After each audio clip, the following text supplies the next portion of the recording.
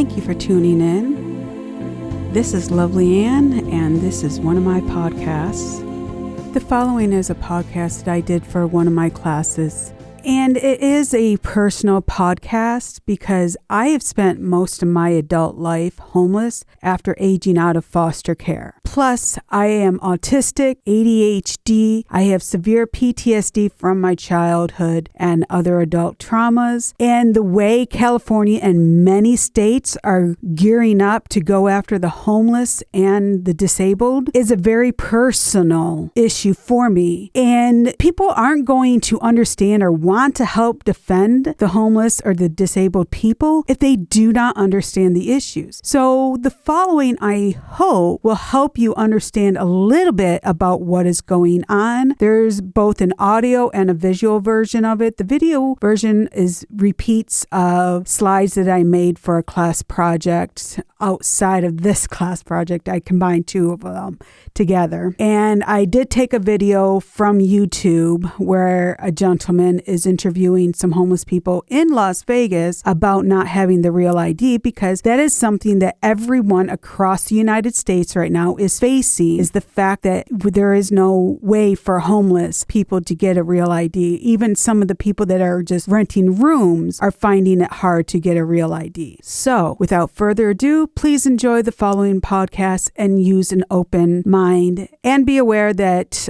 there is some languages the government is making it impossible for people to survive. One of the biggest issues homeless people face is the fact they cannot get a real ID. Another way that the government is attacking the poor people, because not just the homeless are being kept from the real ID, anyone that cannot prove residency, which includes many people that rent rooms, because you are not considered resident of an area if you do not have a lease, a mortgage, or a utility bill to that address in your name. And you cannot get a job without an ID. You cannot get an apartment without an ID. So how do you plan on homeless people or the poor that have to rent rooms to get an ID in order to get these things?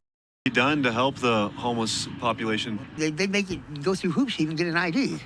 You know what I mean? I guess in their way, they're trying to help, but what they're doing really doesn't help us at all. They don't like us here. They're trying to pass a law, I don't know if they did or not, where it's making it illegal to be homeless. And that just is just so un-American if I've ever heard it. Get us work. I mean, if you have no ID here, it's almost impossible unless you're a hooker.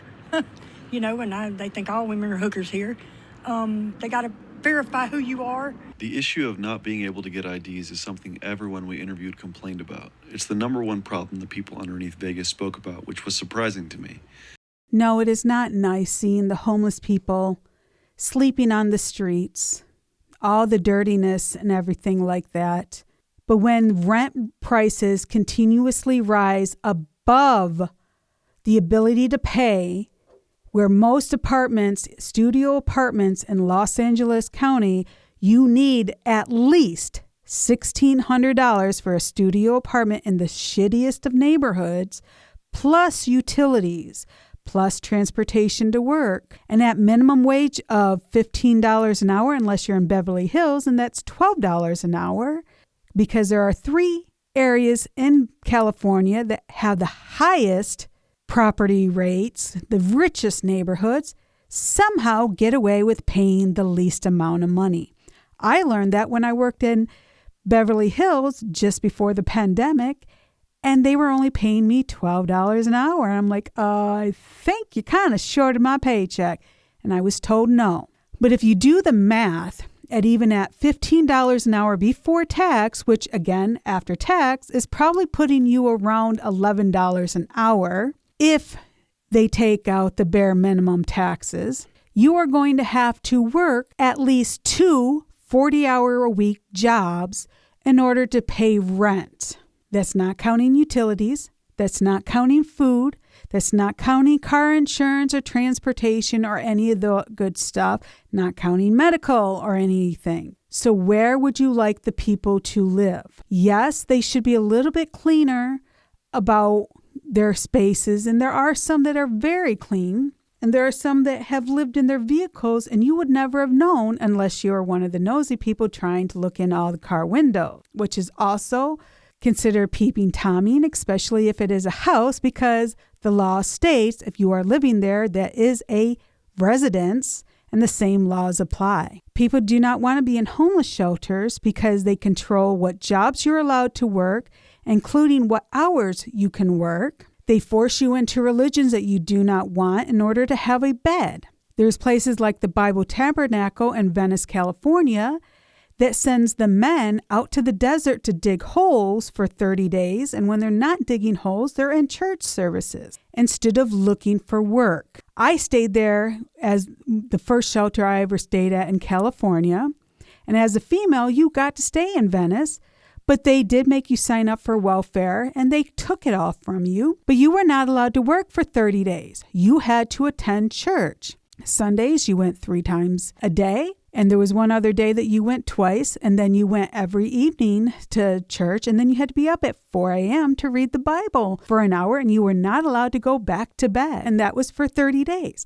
How else you expect the homeless to quit being homeless if you do not permit them to go look for work? And you take all their food stamps and their cash assistance so they have no money. And then when you decide to kick them out, after you collect all of that from them, what do you expect them to have? There is nothing to be had. The welfare system is only geared to keep you in poverty because as soon as you work, you lose it. Even though you haven't made enough money yet to even pay rent or get into a place or to get past all the bills that you have collected. Or if you own a vehicle, you do not get cash assistance or anything. And you have to keep your income under $1,300 just to get medical. And you have to make less than $200 to get food stamps. So it is forever in poverty, never achieving anything else. The only people that want more people in the society is the rich. And only the rich are making money off of the homeless and the poor. Because the more people there are and the less jobs and the less housing, the more money they can ask for it. Especially when majority of our apartment complexes are owned by people in other countries who set the prices so high that we cannot afford it. Because a lot of people fail to realize those that are renting rooms are also considered homeless because you have to have a lease, a mortgage, or a utility bill in your name to an address in order to be considered a legal resident. We also have another issue of people on disability, SSI, that only make about $1,200 a month if they are lucky and get the full price before they pay for their medical, which, yes, they have to pay for medical. It's on average of $170 a month for basic medical, and then they have to pay for a prescription plan, they have to pay for a dental plan, and they keep adding it on. So by the time somebody that has SSI pays for their medical services, especially if the state does not provide anything, some people, not everybody in California, is allowed to get subsidized medical costs through the welfare system, which means they will get their full $1,200 a month check, but you tell me where they can live for $1,200 a month. Because you got to remember, they still have to pay for transportation, pay for food. Because if you get $1,200 a month from SSI, you only get about $60 in food stamps from welfare. So you get $60 to spend on food and $1,200 to spend on your phone, your internet service. And with this pandemic, we found out how important it was to be connected online. And then you have transportation costs, you have utilities. And not everybody qualifies for Section 8 because there are not enough places. I was looking for Section 8 and I preferred the nicer neighborhoods because that is one, what I'm used to. And two, I prefer quiet neighborhoods. And the nicer neighborhood has more police officers working in them because all the woke and rich people who claim that law enforcement is targeting minorities has taken law enforcement out of minority communities, making them unsafe, making the noise levels higher, making them unideal to live in. I prefer quiet neighborhoods and peaceful neighbors and clean neighbors. I prefer nicer neighborhoods. And I tried looking at nicer places like Santa Monica. When I called a lady trying to find out about them taking my Section 8, because Santa Monica claims that they are not allowed to deny your Section 8 voucher, but there's loopholes around that. But some, like this lady that I'm about to tell you about, are just straight up honest about not wanting you because you're in Section 8. And she told me it was not that kind of property. And I'm like, what kind of property is it? She told me it was a family apartment building. And I go, well, what do you think I am? And her words were not very nice. And I had to educate her and tell her, I have Section 8 right now because I am not able to work because of spine surgery. I am still having to have them because I fell down at the metro stairs and because they don't know how to have working elevators after my first neck surgery and lower spine surgery. Normally I do work, and normally I wouldn't give a shit about having Section 8 or anything. I have no problem living out of a vehicle or being homeless.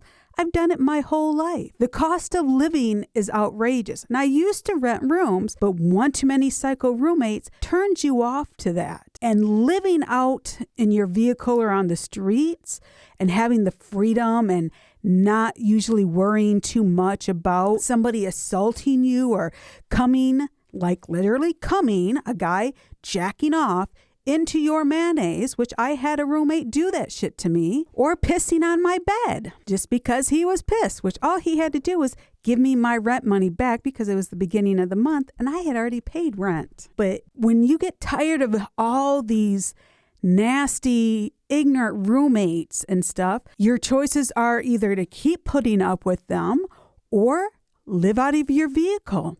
And with the cost of living in LA and across the United States, mostly because of people in other countries buying our property and raising the prices sky high, thinking that we are so fucking rich here when we are not, then what are you going to choose? Of course, you're going to choose living out of a vehicle that's going to be cheaper. But the rich people are trying to make it, and have in some areas made it illegal to live out of your vehicles. Even though laws state that if you are living in a vehicle or in a homeless encampment, you are still protected under 4th Amendment of the United States Constitution if it does not look like the property is abandoned, such as a sleeping bag or whatever. If it's kept in a confined area, it is considered a living quarters, which has the same protection as if you have to open a door to a building. It is still a living area, which also should imply that you have to do the same eviction as if it was in an apartment. But yet, our city council members and governor and mayors are having the homeless people arrested for simply trying to survive in a city in which they are making it impossible for the poor to survive or to work. They want us working. They want us doing the jobs that they're not willing to do, but they don't want to see us. I don't know how many jobs that I've worked where that was the case, where they wanted you there, they wanted you doing the job, but be damned if they see you take a break, be damned if they see you have to go use the bathroom, be damned if they see you at all, because it reminds them that there are people out there that are poor doing jobs that they don't want to do. And it's not just the illegals or migrant workers doing the jobs that they don't want to do. And a lot of people want to talk about, well, minimum wage doesn't need to go up anymore. Okay, first off, minimum wage probably could stay where it's at if landlords were forced to lower the cost of apartments. There is no logical reason for an apartment to cost over $1,000, especially for a studio or a one-bedroom apartment. But if you are going to have such a high cost for apartments, you really have to have a higher income. And public transportation or even driving with so many people makes it impossible to get to more than one job a day. And with Obamacare, it kind of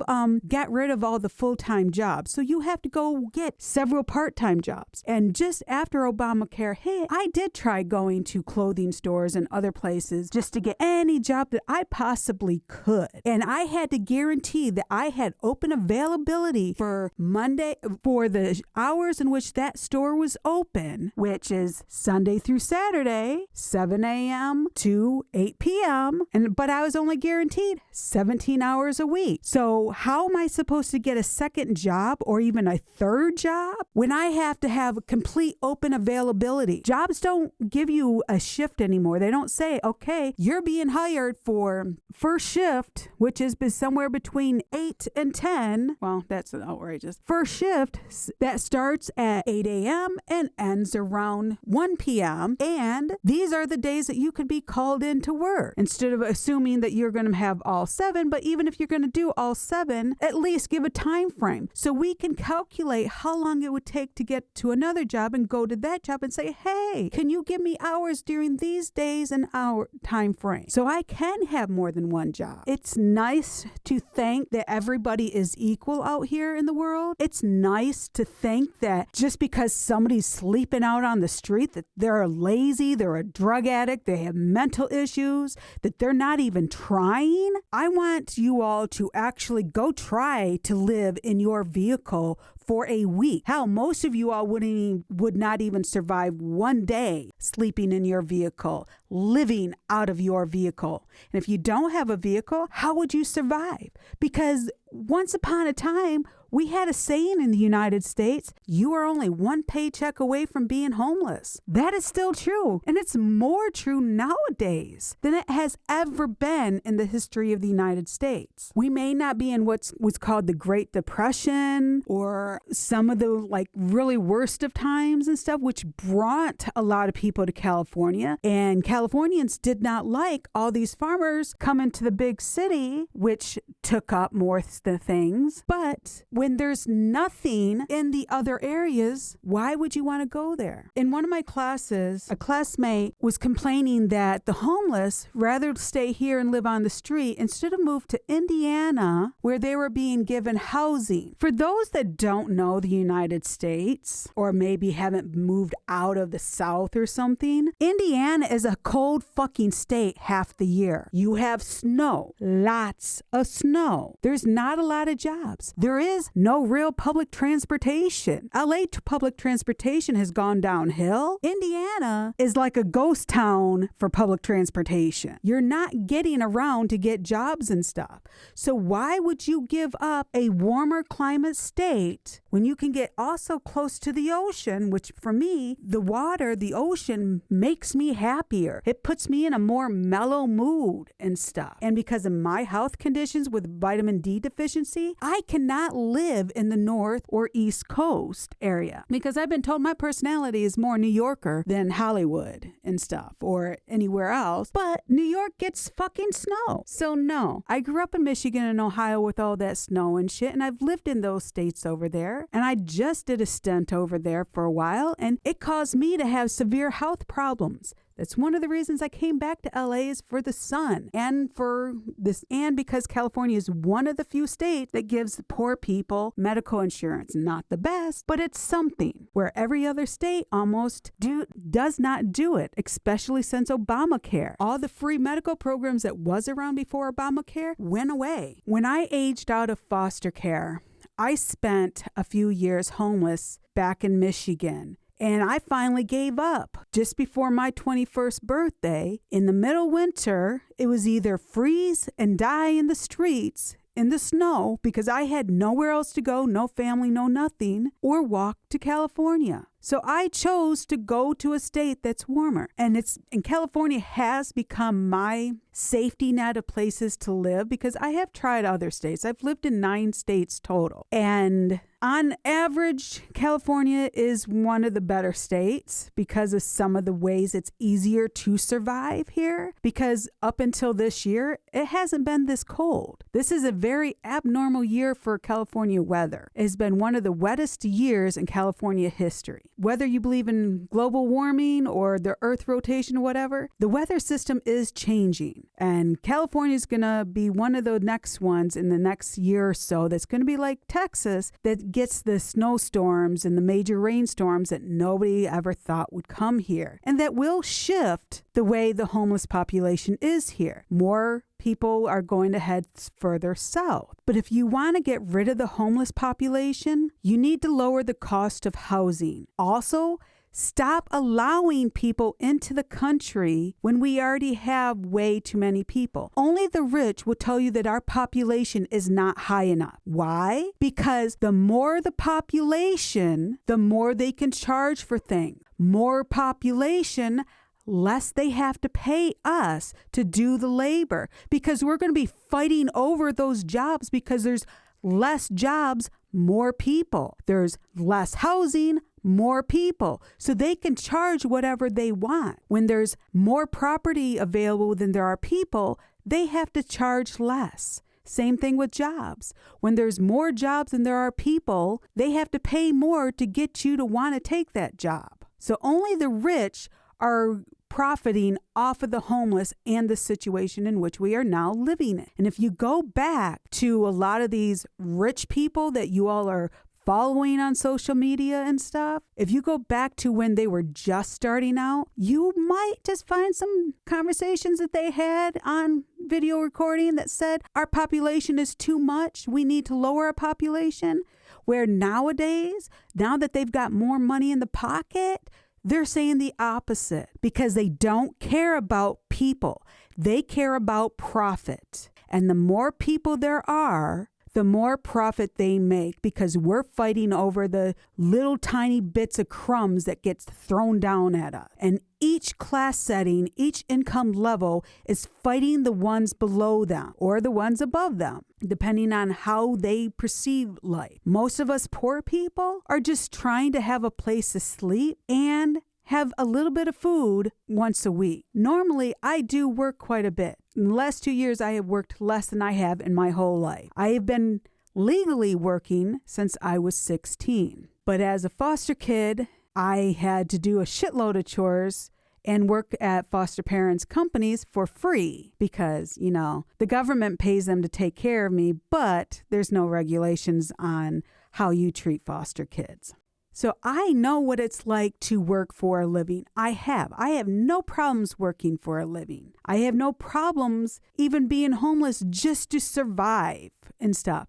But when you make it illegal and you threaten me and others with going to court and jail and institutionalizing us in mental hospitals, because I am autistic. I'm a high-functioning autistic. I'm also dyslexic, ADHD, and explosive personality disorder. Or at least that's what it was called back in the 80s. Basically, I have a hot fucking temper. And I may not be the most normal person out there. I don't have the same compassion for people that others do, but I have common fucking sense. And making it a criminal offense to be mentally or physically disabled and making it a criminal offense to be homeless simply because you do not provide enough resources or housing at an income level in safe neighborhoods for the population, it's not us that's wrong. It's you. Because remember, one day you're going to be us. One day, the cost of living is going to go up so much, you're not going to make enough money to pay it, and you're going to be out here on the streets with us. One day, you're going to be the one that gets injured at work, and you're going to lose your jobs or your ability to work. And then you're going to be put forcibly into the institutions, into prison when you refuse to go to the institutions. And there's also loopholes within the governor's plan for the mental court system, which states that anybody, homeless or not, can be subject to it. Meaning, if the guy decides, oh, my wife, I don't like her anymore. I want a new one. I want a new model. Well, all he has to do is refer her to the mental court system, and depending on who's working in there and what classifications or how much they're willing to be bribed, that person, that woman, now has to go to a mental court and be committed to a mental institution. And if she denies it, which the way it is written says you have the right to deny, but if you deny the medical treatment that the courts suggest, you go to prison. So either you allow the courts to lock you up in a mental hospital, or you allow the courts to lock you up in a prison and get a criminal record, something that I spent my life trying not to have, even allowing people to assault me and me not fight back or press charges just to keep my name clean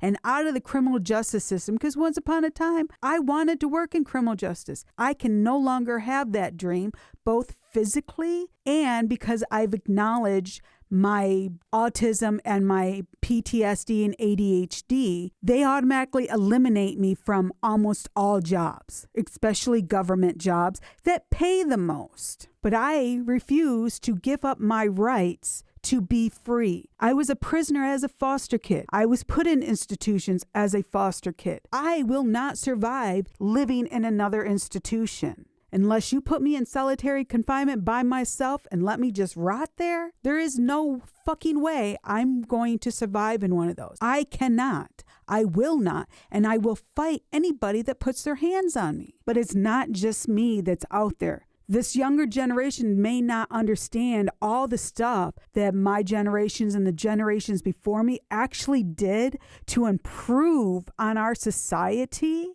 and they're undoing it. They've gotten rid of abortion rights. They've gotten rid of disability rights. They've gotten rid of female rights. Pretty soon, there are going to be no rights for anybody, and we're going to be back to square one fighting for things. People claim that with more technology, the more advanced civilizations we have. And I actually believe that's the opposite. I believe the more our technology is, the more we spend thinking of things, the less intellectual we are. Because intellectually only matters when you care about your neighbor. We live in a society of I. What can I get? What can you give me? Not how can we help each other achieve something? How can we make sure that the lowest person in our community has the same advantages and the same food, the same housing as the rest of us? Now, no,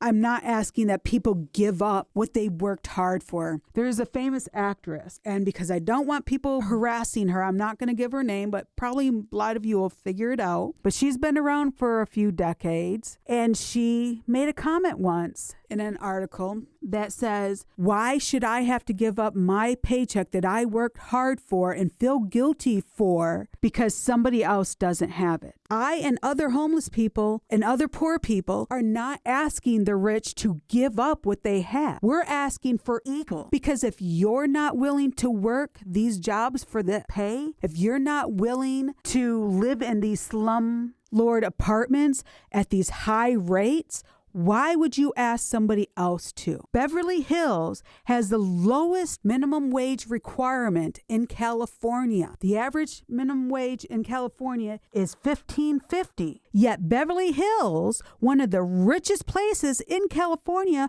only has to pay $13 an hour as of 2023. How do I know this? Because before the pandemic, I got a job in Beverly Hills, and I'm like, y'all are shorting me my pay. This is nowhere near what minimum wage is. And I was told back then in 2019, minimum wage was only $12 an hour in Beverly Hills. I was informed that there are 3 cities in California that are the richest cities that have to pay the least amount of money for minimum wage. How is it that the richest neighborhoods, the richest people get away with paying the least amount of money? Which I was told it was because the rich wanted to pay less for their gardeners and their housekeepers and their nannies. But that trickles down to the grocery stores, to the hotel, to the stores, to all the businesses in that city. I don't think it's right that you're paying your personal employees shit, but because you don't want to pay a living wage to your nannies, your housekeeper, your security, your driver, you're causing the rest of the businesses in that area to pay less. You want the jobs done, but you don't want to see us. So you make sure that the rent is so high in your neighborhood that we cannot afford to live there. But also, you don't provide transportation. You charge us for parking our vehicles to go to work in your neighborhoods. Everything costs money. which a lot of it shouldn't. Tesla had electricity that would have been free and universal, but Edison, a gangster, insisted that he gets paid for it. So he made sure that we pay for electricity while there's still ability to have free electricity. Other countries don't pay for electricity. Other countries don't pay for medical. Other countries don't pay for education. And I'd rather pay more in taxes and get all that shit free than have to figure out how to pay it every month. Or if I can't afford my utilities and it gets shut up, getting evicted because I can't afford it. We do not use common sense when we created the society in which we now live in. We have a chance to do better if everybody does not stand up and start fighting for the rights of other people. I do not always agree with other people's choices. Nobody's going to agree with everybody's choices. But as long as you are not harming another person by your choice, like child molestation, rape, and murder, then you have that right to do it. You have the right to say, I want to be this gender. I don't want to be this gender. You have the right to say, I want this religion, not that religion. You have the right to say, I want to marry 3 people and not just one. You have the right to say, I want to marry the same gender and not the opposite gender, whether people agree with it or not. But if you want your rights and your freedoms, you have to be willing to stand up for other people like homeless and us disabled people to make sure that we have our rights and our freedoms and we are not being forced into mental courts that puts us into institutions. And if we deny the courts the ability to do that, putting us in prison. Because when our rights are taken away and they come after your rights, who's going to be there to defend your right? Because it's always been the gays and lesbians and the women and the disabled people fighting for everybody else's right. I'm asking you to stand up and fight for the homeless rights and the disabled people's rights. Within both of those classes, there are several protected groups and minorities, minority color groups, religious groups, women. Why not just make those groups protected all around? Why not protect all of us equally? As long as you are not harming children or other people and you're not raping and murdering people, you should have the same protective rights. And I'm calling you to do so. You do not have to agree with the homeless population. You do not have to agree with everything. Yes, it would be nice if the homeless population would keep their areas clean and stuff, but that also requires the city to provide trash pickup. That also provides the city and businesses to allow the homeless to use bathrooms. In San Francisco, they made an app to broadcast and humiliate the homeless people that have to use the bathroom out on the streets. But those same people get offended if you put them on social media for not picking up their dog shit. When did it become okay for you to humiliate people that don't have the advantages that you do, but yet we cannot humiliate you for taking advantage of a community? If you want the same equal rights, you have to give others. You want a bathroom to use? It's a human right that everybody gets to use one. Of the Bill of Rights, the right of the people to be secure in their persons, homes, papers, and effects. Even the homeless has those rights. The innate human right to use a bathroom indoors. The innate human right to have housing without being put into prisons or mental wards. The innate human right to have food without digging it out of a trash can. Please help fight the government against imprisoning homeless people and disabled people, because one day they might be coming for you.